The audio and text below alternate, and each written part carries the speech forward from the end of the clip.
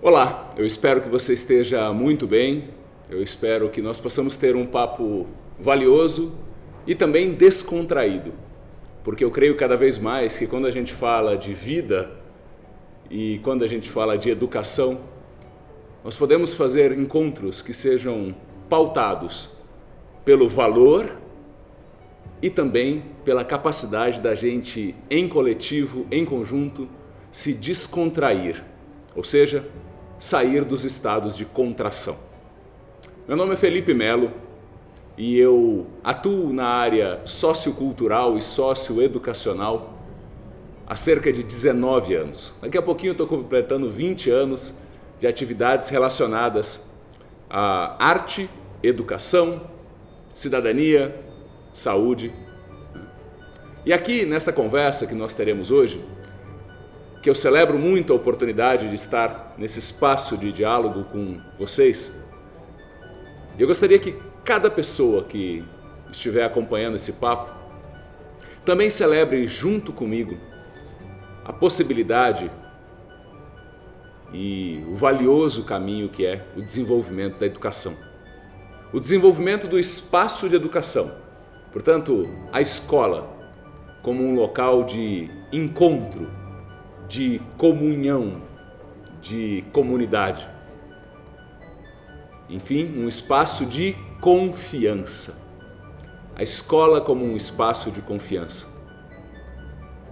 E eu quero fazer um paralelo nesse nosso papo com as atividades que eu realizo também em ambiente hospitalar, como palhaço de hospital, como ator de hospital, como palestrante, educador no ambiente hospitalar, há quase 20 anos, buscando contribuir com o que se chama de humanização hospitalar. E até eu prefiro acrescentar algumas pitadas nesse termo humanização hospitalar, que é claro que é um termo que também é valiosíssimo para a educação, para a escola ou quaisquer outros locais onde há convivência. Portanto, inclusive dentro das casas. É uma ideia de humanização, e aí eu coloco as pitadas adicionais, para que a gente possa celebrar e fazer ampliar a presença dos valores humanos positivos, valores humanos éticos, valores humanos que preservam e elevam toda forma de vida. No ambiente hospitalar eu percebi que a ideia de que rir é o melhor remédio, que é muito comum e que cola muito fácil quando a gente fala de um trabalho de palhaços em hospitais, por exemplo, eu percebi que essa frase ela é incompleta. Eu percebi que o respeito é o melhor remédio. E apesar de ser um clichê dizer que o respeito é um melhor remédio, me parece sempre oportuno lembrar que não há possibilidade da vida coletiva florescer na sua máxima potência se não houver um terreno fertilizado em respeito. Respeito à diversidade, celebração das diferenças. Não que estejamos buscando um lugar em que todas e todos sejam iguais. Isso seria um desperdício. Portanto, em vez de falar de igualdade no ambiente escolar e em quaisquer outros, falemos em equidade. No hospital também, eu entendi a ideia de ética. Eu entendi a ideia da ética como vetor para a construção de um espaço de confiança, para valer. Você já pensou que um hospital talvez seja o único local da sociedade, falando da nossa sociedade, ainda tão marcada pela desconfiança e com inúmeras razões para tanto, não é? Daqui a pouco eu vou contar um caos sobre isso, inspirado inclusive da vivência do meu pai, que nasceu na roça e que conheceu a escola numa casinha e que certamente você sabe do que eu estou falando, porque eu estou falando da educação rural, do grupo escolar que havia de forma tão importante em muitas décadas antes da nossa. Mas o hospital, como um espaço de confiança, é um local onde você e eu, por confiança àquela instituição, é o que ela simboliza, nós entregamos pessoas que amamos, como nossos filhos, enteados, sobrinhos, netos, assim como, olhando para cima, nossos pais, nossos avós, a pessoas que ali estão para fazer o laço da confiança se estabelecer. Porque numa sociedade marcada pela desconfiança, nessa instituição, no momento da máxima vulnerabilidade das pessoas que amamos, nós entregamos, por exemplo, um bebê a uma pessoa que não conhecemos e dizemos: cuida para mim. Eu aprendi que quando respondemos sim, farei o meu melhor para cuidar, em respeito à sua confiança e em respeito ao acordo que eu fiz comigo e com este ofício. Não é difícil extrapolar essa ideia da confiança no ambiente hospitalar para a confiança no ambiente educacional, uma vez que pais, mães, cuidadores e cuidadoras investem a escola desse poder de confiança, dizendo quase a mesma coisa: cuida para mim. Não cuida em substituição do que a família deve fazer. É um assunto muito importante da gente colocar cada coisa no seu devido lugar. Mas o cuida para mim tem a ver com aquela dimensão em que a família não dá conta, porque as educadoras, os educadores e toda a equipe que faz a escola funcionar possuem saberes, e aí trazendo o Rubem Alves para a conversa, possuem saberes e tomara que sabores também, que a dimensão familiar não possui. Em especial, a possibilidade de mergulhar no processo de curiosidade, investigação escolar, acadêmica, socialização com o diverso, preparação, fortalecimento da nossa cognição. Então, portanto, esses dois locais, para mim, locais altamente marcados pela socialização dos encontros, é óbvio, são duas palavras que dizem basicamente a mesma coisa: socializar, encontrar. São dois locais em que vale cada vez mais um empenho individual para o aprimoramento desses locais de encontros. E agora, mergulhando no ambiente da escola, que é mais o nosso foco, eu trago a questão dos hospitais como uma referência desses espaços onde a vida deve ser preservada e onde a vida deve ser desabrochada no sentido da aprendizagem, no sentido dos repertórios, no sentido da preparação, no sentido dos encontros. Nos meus trabalhos socioculturais e socioeducativos, essas duas palavras me perseguem, mas como uma boa companhia, bons encontros. Os bons encontros são aqueles que elevam a confiança entre quem se encontra, e confiar é um verbo interessante. Você deve se lembrar, e eu também me lembro, do verbo fiar, que tinha como um substantivo fiado. É quando comprávamos no mercado do bairro, e ainda há essa prática comercial, e que a pessoa do estabelecimento, em confiança, dava crédito a você. Portanto, fiar significa dar crédito a. Confiar significa dar crédito a em conjunto. Quando a gente confia, a gente acredita às partes que se encontram o voto de confiança. Vou ao caso do meu pai, que nasceu no interior de São Paulo, que frequentou um grupo escolar, numa escolinha rural, onde uma professora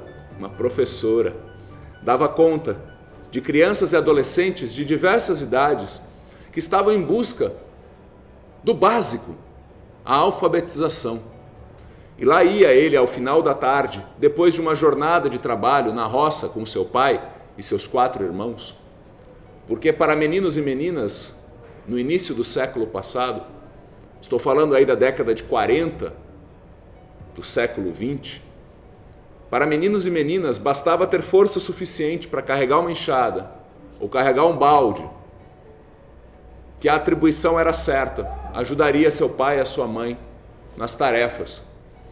E não era diferente com o meu pai, não foi diferente com milhões e milhões de crianças brasileiras e ainda para uma parcela importante da nossa população. Meu pai ia no final da tarde para a escolinha rural. Tudo bem a ida, porque ainda estava dia, mas a volta já era no princípio da noite. A volta era princípio de noite e meu pai precisava passar por um local para encurtar o caminho ou fazer um caminho muito mais longo. Claro, estava cansado, muitas vezes queria encurtar o caminho, só que para passar nesse caminho encurtado havia um cemitério no caminho, o cemitério da roça. E você pode imaginar, para uma criança que cresceu no início do século passado, na primeira metade do século passado, todo aquele folclore, todas aquelas histórias dos seres míticos, como o Saci Pererê, a mula sem cabeça, o lobisomem, o curupira. Se esses seres existissem para valer, e quem somos nós para negá-los, não é? Ainda que seja simbolicamente na mente infantil, esses seres certamente habitavam o cemitério da roça, pensava meu pai. Então, muitas vezes, para não ter que fazer o caminho longo e também para não ter que passar sozinho pelo caminho da roça, que passava pelo cemitério da roça, meu pai esperava alguém, ainda que ele não conhecesse essa pessoa.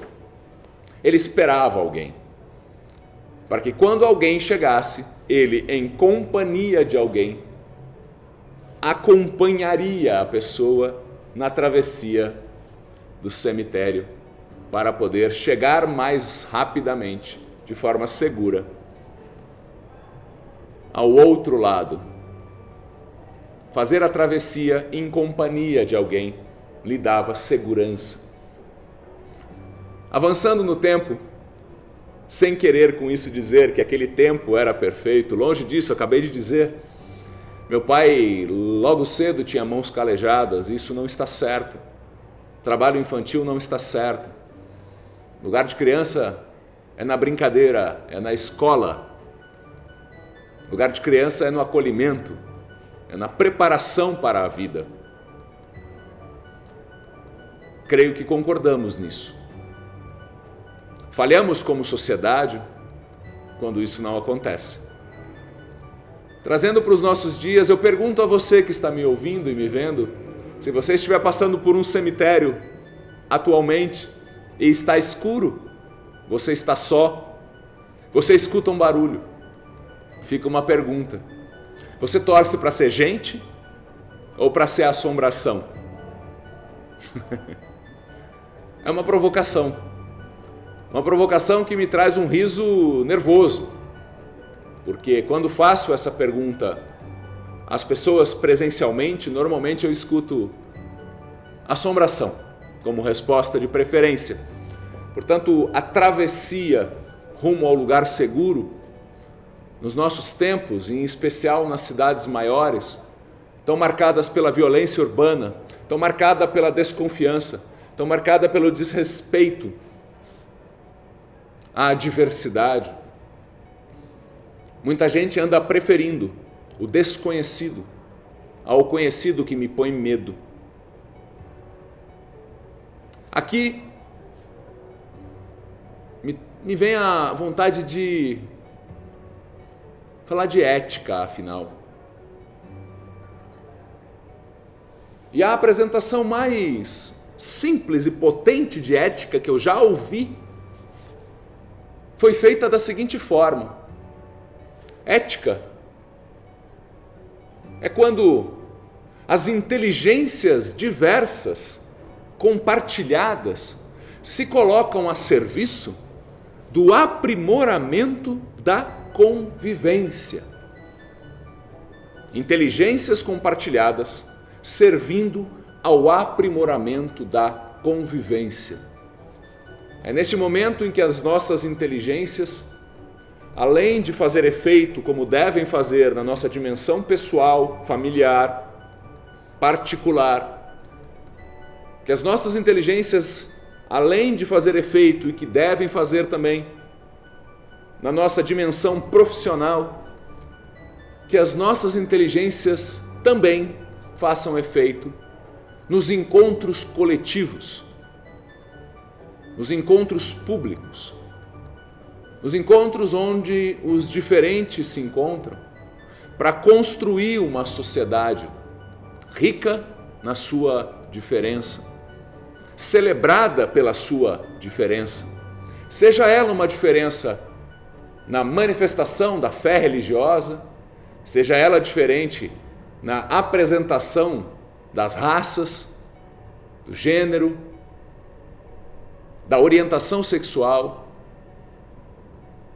da condição física da pessoa, pessoa com deficiência, pessoa com algum tipo de mobilidade reduzida, pessoas com ideias diferentes, desde que as ideias, e este é um ponto importante que tem a ver com o próprio discurso em si, desde que as ideias também garantam às outras pessoas o direito de dizê-las. E assim as ideias se apresentam num campo democrático, em que apesar de haver discordância, e quando há ética, a discordância ela é bem-vinda, porque ela mira a melhoria da convivência, e não apenas a melhoria de uma das partes que estão discutindo, debatendo. Então que a escola cada vez mais seja um espaço ético, um espaço que celebra os direitos humanos, um espaço que preserva a possibilidade da gente alcançar a máxima riqueza a partir da diferença de cada um e de cada uma de nós.